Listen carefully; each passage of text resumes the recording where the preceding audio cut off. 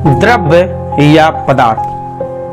द्रव्य या पदार्थ को अंग्रेजी में मैटर कहते हैं। आइए हम परिभाषा की ओर चलते हैं। द्रव्य संसार का, दुनिया का, पूरे विश्व का वह अवयव है जिसमें भार होता है, जो स्थान घेरती है, जिसे हम अपनी पांचों ज्ञानेंद्रियों द्वारा अनुभव कर सकते हैं, महसूस कर सकते हैं, पहचान सकते हैं, द्रव्य या पदार्थ कहलाती है।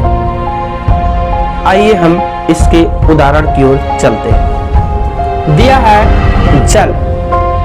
जल में भार होता है, जल स्थान घेरती है, इसलिए हम कह सकते हैं जल क्या है? द्रव्य या पदार्थ। जल पर मैं एक उदाहरण ले रहा हूं। जैसे मैंने एक पात्र लिया और उस पात्र में मैंने 5 लीटर जल डाला। जब हम 5 लीटर जल डालते हैं तो देखते हैं कि पात्र पूरी तरह से भर जाता है, उसकी वेट बढ़ जाती है। तो इस प्रकार इस परिभाषा के अकॉर्डिंग मैं कह सकता हूं कि जल क्या है? जल द्रव्य या पदार्थ है। मैंने एक उदाहरण और लिया जिससे मैंने कहा वायु। वायु में भी आपका भार होता है, वायु भी स्थान घेरती है। इस प्रकार ये भी क्या है? ये भी आपका द्रव्य या पदार्थ। चलिए वायु पर एक प्रैक्टिकल कर लेते हैं। मैंने 2 एक समान गुब्बारे लिए और उनमें समान मात्रा में मैंने वायु भर दिया और उससे एक धागे की सहायता से मैंने दोनों तरफ लटका दिया और लटकाने के बाद हम यदि एक गुब्बारे से हवा निकालते हैं तो दूसरा गुब्बारा ऑटोमेटिक नीचे की तरफ झुक जाती है। क्यों? क्योंकि इसका भार बढ़ जाता है, वायु इसमें भरी होती है, और दूसरा गुब्बारा ऊपर की ओर उठ जाता है क्योंकि इसमें भार, कहने का अर्थ वायु निकल जाती है, भार में कमी हो जाती है। तो इससे स्पष्ट होता है कि वायु में भी क्या होता है? भार होती है, वायु भी स्थान घेरता है। तो ये भी क्या है? द्रव्य या पदार्थ है परिभाषा के अकॉर्डिंग। लकड़ी भी जहां हम रखते हैं उतना स्थान घेर लेती है और इसमें भी भार होता है। हीरा को भी जहां रखा जाता है ये भी उतना स्थान घेर लेती है, इसमें भी वायु या कह सकते हैं भार होती है। आते हैं कांच भी आपका द्रव्य या कह सकते हैं पदार्थ है, क्योंकि इससे ये भी जहां रखा जाता है स्थान घेर लेती है और इसमें भी क्या होता है? भार होता है। तो कहने का अर्थ सभी ये उदाहरण द्रव्य या पदार्थ है। प्राचीन के काल में प्राचीन के दार्शनिक या जो विद्वान थे वो द्रव्य को 5 तत्वों में बांटे हैं, जिन्हें पंच तत्व भी कहा जाता है। पहला आपका दिया अग्नि, वायु, पृथ्वी, जल और आकाश। एक बार मैं पुनः रिवाइज कर दे रहा हूं कि ये पंच तत्व कौन से हैं? वायु, आकाश, पृथ्वी, अग्नि और जल। इन्हीं 5 तत्वों से एक मनुष्य के शरीर का निर्माण होता है और इन्हीं 5 तत्वों में नष्ट या बर्बाद भी हो जाता है या मिल जाता है। तो चलिए इसे मैं स्पष्ट करता हूं कि ये कैसे एक व्यक्ति का शरीर इन 5 तत्वों में नष्ट हो जाता है। दिया है अग्नि।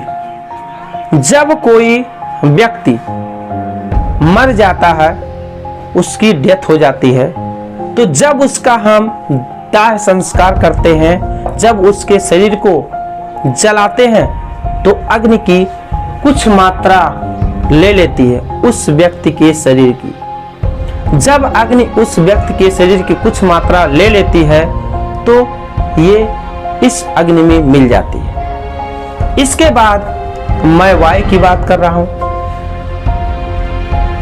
तो उस व्यक्ति के शरीर से वायु की भी कुछ मात्रा ले लेती है, क्योंकि तेजी से हवा चलती है उसमें प्रवेश करती है और प्रवेश करने के बाद कुछ मात्रा ले लेती है, क्योंकि उसके धूल कण उड़ते रहते हैं। अब उड़ते उड़ते एक समय ऐसा आता है कि वो आकाश में भी पहुंच जाते हैं। अब उनका उस व्यक्ति का शरीर की कुछ मात्रा आकाश भी इस प्रकार ले लेते हैं। अब पृथ्वी, तो जब व्यक्ति पूर्णतः जल जाता है तो अंत में जो उसकी राख बचती है, राख की कुछ मात्रा को पृथ्वी ले लेती है और शेष बचे राख की जो मात्रा होती है उसे हम जल में प्रवाहित कर देते हैं। तो कह सकते हैं कि अंत में उस व्यक्ति के शरीर की जो कुछ मात्रा होती है जल ले लेती है। तो इस प्रकार स्पष्ट होता है कि एक व्यक्ति का शरीर इन 5 तत्वों से मिलकर बना है, अब 5 तत्वों में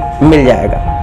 तो ये शरीर, हम लोगों का जो शरीर है ये मिट्टी का बना है और मिट्टी में ही मिल जाएगा। चलिए अब इसकी पहचान हम अपने 5 ज्ञानेंद्रियों द्वारा इन 5 तत्वों की पहचान कैसे करें उसके बारे में मैं व्याख्या करने वाला हूं। दिया है अग्नि। अग्नि को हम अपने 5 ज्ञानेंद्रियों द्वारा कैसे पहचानेंगे, कहने का अर्थ कौन सी ज्ञानेंद्रियां किस समय कार्य करती हैं। तो एक बार मैं करीब 12 बजे रात की बात बता रहा हूं कि मैं सोया हुआ था। अचानक मेरे पड़ोसी के घर में आग लग गई। मैंने उस आग की लपट को सुना और सुनने के बाद मैं वहां पर पहुंचा और अंत में उस आग को बुझाया। तो इससे स्पष्ट हो जाता है कि हम अपने कान के द्वारा हम अग्नि को सुनते हैं, उस लपट को सुने और पहुंचे। इसके बाद आपका आता वायु। एक बार मैं टहलने के लिए मैदान में गया और अचानक तेजी से हवा चलने लगी, और जब तेजी से हवा चलने लगी मैंने उसे अपने त्वचा के द्वारा महसूस किया, और जब महसूस किया अंत में मुझे मालूम हुआ कि वो पूरब दिशा से हवा आ रही थी। तो कहने का अर्थ है कि हम अपनी त्वचा से वायु की पहचान कर सकते हैं। इसके बाद आपका आता है आकाश। एक बार क्या हुआ कि मैं बाइक से जा रहा था और उस रास्ते में एक कुत्ता मरा हुआ था। वह कुत्ता कई दिनों का हो गया था, और जब मैं उस कुत्ते के और करीब पहुंचा तो उसकी बदबू या कह सकते स्मेल हमारे नाक में प्रवेश की, और वहां चारों ओर वह बदबू फैला हुआ था। कहने का अर्थ है कि आकाश में चारों ओर उस कुत्ते की स्मेल फैली हुई थी और वह हमारे नाक में प्रवेश की, और मैंने स्पष्ट किया कि ये नाक में स्मेल आई है, ये कुत्ते के मरने से आई है। तो कहने का अर्थ है कि आकाश में जो बदबू या खुशबू फैली रहती है उसे हम अपनी नाक के द्वारा पहचान सकते हैं। इसके बाद आपका आता है पृथ्वी। अब पृथ्वी की पहचान कैसे करें, तो ध्यान दीजिएगा, पृथ्वी पर बहुत से उचित और अनुचित घटनाएं होती हैं और इनकी पहचान हम अपने आँख के द्वारा करते हैं। जैसे किसी का एक्सीडेंट हो गया और मैंने अपने आँख से देखा, कोई बहुत तेजी से बाइक चलाता है, उसे भी मैंने अपने आंखों से देखा। तो इस प्रकार कह सकते हैं कि हम आँख से पृथ्वी पर जो उचित और अनुचित घटनाएं होती है उसकी हम पहचान करते हैं। इसके बाद शेष बचा जल। तो जल की पहचान कैसे करते हैं, चलिए एक मैं कहानी के माध्यम से आपको बता रहा हूं। एक बार ऐसे हुआ कि मेरे कुछ मित्र मुझे बाहर घुमाने के लिए ले गए और वहां पर एक जूस वाला कुछ बेच रहा था और वो वहां से जूस को लाए और मुझे दे दिए, कहे लीजिए पीजिए। और जैसे ही मैंने पिया, मैंने अपनी जिह्वा या जीभ के द्वारा पहचान लिया कि ये तो संतरे का रस था। तो कहने का अर्थ है कि हम जल में जो उसकी स्वाद होती है उसकी पहचान हम अपने जीभ के द्वारा या जिह्वा के द्वारा करते हैं।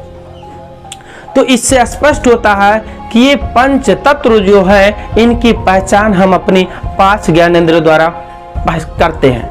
तो इस प्रकार ये परिभाषा स्पष्ट हो जाता है कि हम अपने ज्ञानेंद्रियों द्वारा इन 5 चीजों की पहचान कर सकते हैं।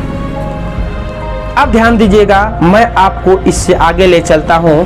तो द्रव्य या पदार्थ को जो आधुनिक के वैज्ञानिक है, इन्होंने इससे पहले सबसे पहले 2 वर्गों में विभाजित किया, एक भौतिक आधार पर और दूसरा रासायनिक आधार पर।